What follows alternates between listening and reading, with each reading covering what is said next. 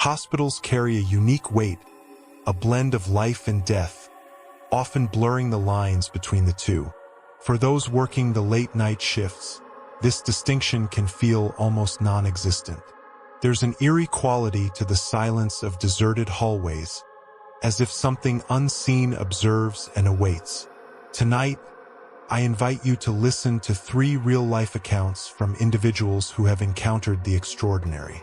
Were these just illusions brought on by fatigue, or was there something more sinister at play?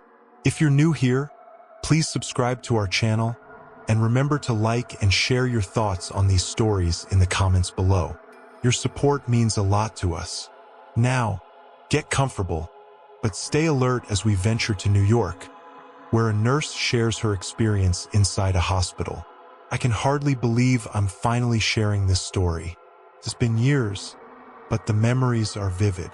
Back in 1994, I began working as a nursing assistant at Grace Hospital. The atmosphere there was unlike any other. It wasn't just the aged architecture. It felt deeply otherworldly. I took the night shift from 7 p.m. to 7 a.m. every other day. During my first month, I quickly noticed that the nights were peculiar, especially after 3 a.m. when the noise faded and all that broke the silence were machine beeps and the footsteps of staff traversing the halls.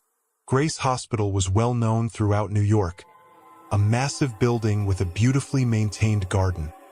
Its sturdy walls a hallmark of older construction. The surgical department was located on the 2nd floor, where I learned about the odd occurrences. It was Leah, a seasoned nursing assistant, who first mentioned the tale of Nurse Clara. "Have you heard about Nurse Clara Fitzpatrick?" she asked me one quiet night. I shook my head, and she continued, "Just be aware. If you see a nurse in an old-fashioned white cap after midnight, don't be alarmed. That's her, still caring for her patients." At first, I dismissed it as just a ghost story meant to spook newcomers. However, strange coincidences began to surface. Patients inexplicably improving overnight, the sudden scent of rubbing alcohol wafting through empty corridors, and the continuous sound of leather shoes clicking rhythmically against the floor. "That spirit has been part of this place longer than the walls," said Mr. Harris, the security guard who had been on duty for over 3 decades. "They say she never wanted to retire, even after she passed." His casual tone amazed me. The veteran nurses regarded these occurrences with a respectful acceptance.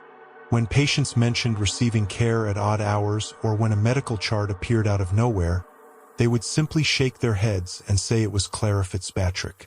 On a particularly hectic night in the surgical wing, I finally grasped why everyone held her in such high regard, unaware of the events that were about to unfold. Miss Nancy was truly a unique individual. She was petite, likely in her late 70s, and had been employed in housekeeping at the hospital long before my birth. During one of those calm evenings, she shared with me the real story of Clara. "My dear, I knew her," Miss Nancy said while cleaning the nurse's station. "She was the head nurse here in the 1950s, at a time when this hospital mostly served wealthy patients while most people received care at home. But Clara, oh, she was different." Miss Nancy paused, resting her broom against its handle before she carried on. "She cared for everyone, regardless of wealth. If someone came in needing assistance, she wouldn't consider finances. She would treat them first and ask questions later." Stopping her mopping, she leaned on the broom and proceeded, "She passed away right here, in 1959 during a flu outbreak. She contracted it from the patients she was looking after." As Miss Nancy recounted her tale, I felt that familiar shiver run down my spine, the same one I experienced when alone in the hallways after midnight. "The first time I saw her after she had departed," Miss Nancy continued, "was in 1982 when I was cleaning the surgical wing. It was already past 3 in the morning when I spotted her entering a room with an elderly woman in critical condition. The next day, that patient showed remarkable improvement, and none of the doctors could explain how it happened. Miss Nancy had additional stories too. She shared an incident when all the charts in the surgical wing were mysteriously reorganized in a manner that hadn't been used in years, just like Clara had done during her lifetime. On another occasion, a hospitalized child accurately described a nurse wearing a white cap who had tended to a wound late at night, despite no nurse being officially on duty at that hour. The most intriguing part, Miss Nancy whispered, lowering her voice, is that she only reveals herself to those in need, be it a patient or a staff member, showing up unexpectedly. There she is, always in that white cap and her old uniform, quietly assisting people. Just then, the hallway lights flickered 3 times. Miss Annie grinned as if she had anticipated it. "See, she's always here, looking after her hospital," she remarked. And you know what's even crazier? The following week, something occurred that made me truly comprehend what Miss Nancy meant. It was a night I'll always remember, taking place on a Friday under a bright full moon. I recall it vividly because I had just completed my 3 a.m. rounds in the surgical wing. The corridor was unusually dark since 2 fluorescent lights were out, and maintenance wouldn't arrive until morning. The only sounds were the steady beeping of the machines and an occasional low moan from a patient. While I was going through some charts, I heard a distinct clicking noise, the sound of shoes on the floor that everyone talked about. I froze, noticing it came from the far end of the corridor. But when I looked, there was no one there. It must be my exhaustion, I thought, and returned to my paperwork. Suddenly, the monitor in room 204, where Mr. Harry, a senior man recovering from major heart surgery, was being observed, began beeping wildly. I dropped everything and dashed into his room. To my disbelief, I saw someone on the opposite side of the bed. A nurse dressed in an old-fashioned white uniform with a pristine cap, adjusting Mr. Harry's fore. She glanced at me with a reassuring smile, the kind meant to calm a colleague. "He needs a fresh fore," she said in a voice that seemed distant. "And we have to increase the drip rate. He'll need it." I was frozen with fear, wanting to scream or flee, but my body wouldn't respond. She continued attending to Mr. Harry as if everything were perfectly normal, and slowly, the monitor settled back to normal readings. When I blinked, she was gone.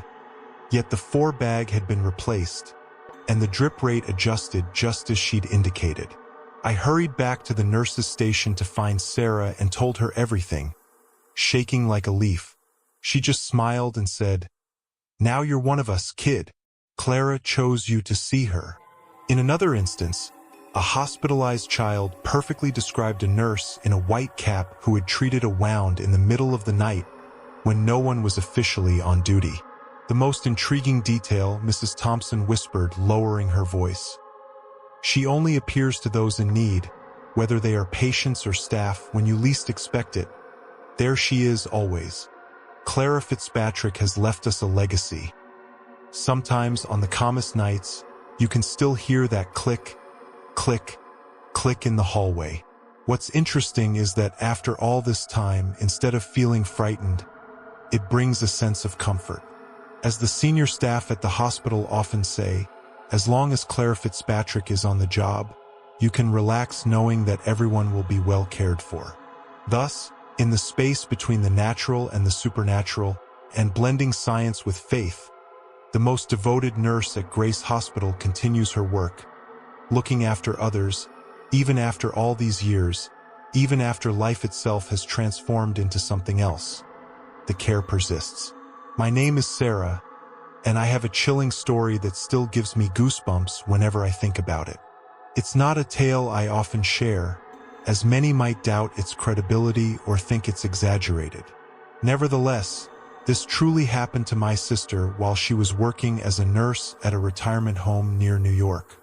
If there's one lesson she learned, it's that night shifts can bring unexpected encounters. My sister, Z, had been at that retirement home for years and had seen her share of strange things. However, one particular night left a lasting impression on her, especially what transpired in the hallway.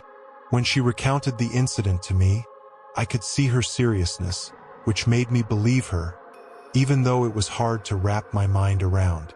The retirement home itself appeared decent, well-maintained and orderly, but there was something unsettling about it, particularly in the back wing. Z always sensed an unusual heaviness there that only the night staff truly understood. As night fell, that wing took on a different ambience. Even though it wasn't dirty or neglected, there was a hallway connecting the front and back wings that most staff avoided when alone. After completing their rounds, the nurses would invariably congregate at the front station, seeking comfort in numbers. They established an unspoken rule against leaving anyone alone in the back. However, management eventually caught wind of this unofficial policy and disapproved, insisting that the staff adhere to their duties in the back wing. Nobody was happy about this, especially given the eerie atmosphere and the rumors circulating. Most of the staff dismissed these stories as mere figments of tired minds, but that all changed when Mr. J arrived. Mr. J was a frail old man who required assistance even getting out of bed, but had an unsettling quality that stirred unease among the residents. Whispers circulated about his involvement in dark magic practices, which made others wary of him. In fact, some elderly residents claimed to have seen him crawling along the floor like a serpent during the night. Initially, Z and her colleagues didn't take these tales seriously. How could such a weak man manage to crawl around like that? It seemed too fantastical, likely the product of vivid imaginations among the residents. However, alarming reports continued, revealing a consistent pattern. Residents who were still mentally sharp insisted that he was visiting their rooms at night. They described a surreal experience of seeing him slither across the floor with stiff arms, eyes rolled back, and tongue flickering in and out, casting him as a possessed figure. Although Z was skeptical, she grew increasingly cautious. One night, after completing her rounds, she and a coworker were sitting together at the nursing station in the back wing. Both were fighting off sleep when an unexplainable noise echoed through the corridors, emanating from Mr. J's room. Suddenly, fear gripped them, and Z's coworker turned pale. Despite trying to rationalize the noise as just a resident or another staff member, Z's intuition warned her otherwise. She remembers feeling paralyzed with fear, unable to move. Then they heard a whisper, resonating eerily off the walls. In that moment, she regretted volunteering for that particular shift. The whispering grew louder, cutting through the stillness, and Z struggled to remain calm, sensing something was off. As her coworker's wide eyes mirrored her dread, they both began walking toward the sound, which seemed to be coming from inside Mr. J's room. They approached the door, which was slightly ajar, and Z hesitated. A low, guttural laugh echoed, resembling a muted chuckle.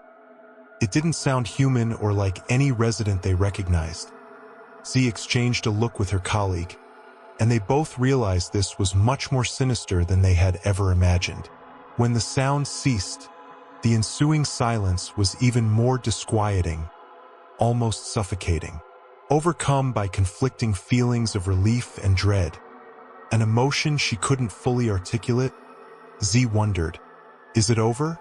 Someone whispered, their voice quavering, but deep inside, Z understood that it was far from over. Acting on an impulse she didn't comprehend, she approached the window that overlooked the corridor, looking for any hint that normalcy might return. But in the glass's reflection, she spotted something that made her heart nearly stop. Mr. J was on the opposite side in the darkness, staring straight at her. His eyes remained blank, expressionless, yet he wore a lopsided, malevolent smile that chilled her to the bone. He disappeared in an instant, but that smile lingered in her mind like a haunting shadow. She felt an overwhelming urge to flee, to escape and never return to that hallway, but she realized she had no option. As she attempted to steady herself, she heard it once more. The sound of something heavy dragging across the floor, moving slowly toward the door. It was as if he were drawing closer, and the thought of being stalked was almost unbearable. Z was acutely aware that the door could swing open at any moment, and the prospect of confronting Mr. J again, with that wicked grin, made her palms sweat and heart race. In a moment of courage, one of the technicians chose to open the door, clutching a flashlight tightly as his grip trembled. He gradually eased the door open, the beam illuminating the corridor where it could reach, revealing an empty space with no sign of Mr. J or the shadow, just a dark, desolate hallway. Rosemary observed the technician's strained expression, watching the fear escalate in his eyes. But then, unexpectedly, the flashlight flickered. In that split second of light and darkness, they saw him again. Mr. J, hunched over with arms extended and hands twisted, his eyes vacant. He stood there, partially bent, as if the light had momentarily frozen him, but with each flicker of the flashlight, he appeared closer, as though he could traverse the darkness between their blinks. No one could move. Z attempted to scream, but the sound was lodged within her. The flashlight flickered yet again, and this time Mr. J was even nearer, his face so close that it felt like they were sharing the same breath. Then the light stabilized, and in that instant he vanished. The door slammed shut, and everyone recoiled, staggering from what they had just witnessed. Whatever it wasn't human and didn't belong in their world, and the terror they experienced that night remained trapped within those walls, forever unforgettable. That night etched itself into Z's memory, as well as everyone else's. She could never erase his vacant stare and that twisted grin, as if he were a puppet manipulated by something much larger and darker than any of them could grasp. Following that incident, the staff shunned the back wing even more fervently, but what truly haunted Z was the silence that followed in the subsequent days.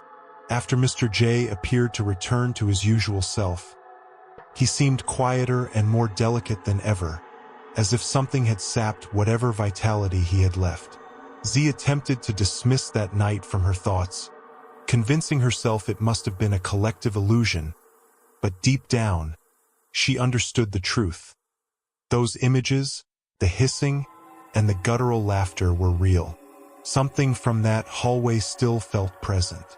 A few days later, Mr. J passed away, as if he had been devoured by the very enigma he had harbored. During the arrangements to take away his body, Z and the others heard loud knocking on the window. When they pulled back the curtains, they saw an owl perched against the glass, its large eyes gazing in as if observing everything. The owl then flew to a nearby tree, where several more owls assembled, silently watching the room from which the body would be removed. It was a solemn and unsettling view. In that instant, Z sensed a heavy presence, as if something had indeed been waiting to escort Mr. J away. From that point on, she was never the same. Even now, when she remembers his face from that night, a chilling shiver runs down her spine. She narrates this story softly, almost as if speaking it aloud could invoke something. "Do you believe in things like this?" she asked me, her face reflecting a seriousness that edged on desperation, as if she was seeking an answer to help her comprehend what she had witnessed. I was at a loss for words. Such stories can leave one speechless. "And what about you? What are your thoughts? Have you ever encountered something that challenges your understanding? If so, I would genuinely like to hear it, because tales like these should not be kept to oneself. And if you haven't experienced anything of the sort, be cautious. Some things are better left unchallenged." I have been employed at Hope Memorial Hospital since 2011. It is one of the busiest hospitals in New York City, and for many years my daytime routine was fairly uneventful. However, I had frequently heard stories about the hospital, as many colleagues shared tales of unusual happenings. This changed in 2020 when I was assigned to the overnight shift, which completely altered my perception of the place. The oldest legends about this hospital date back to the 1970s, and the rumors have persisted. Doctors and nurses working through the night often reported seeing figures resembling patients wandering the halls, even after those patients had died.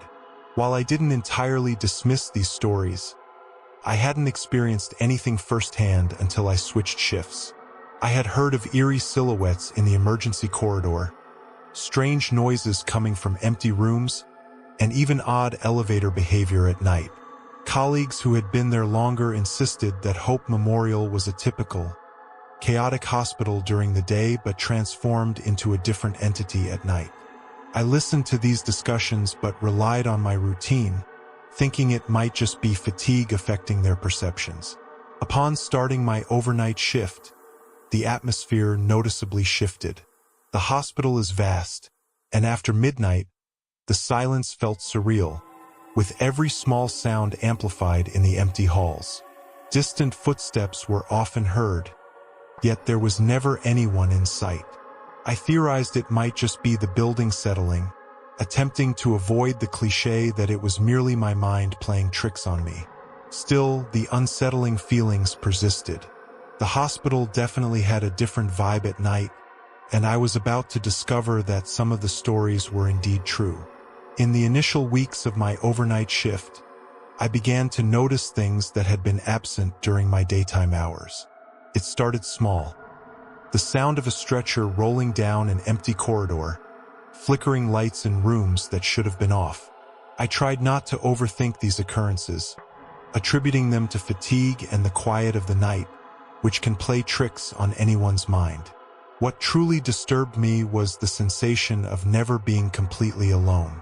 I could be alone in the medication room and still feel as though someone was standing right behind me, watching. Of course, turning around revealed no one.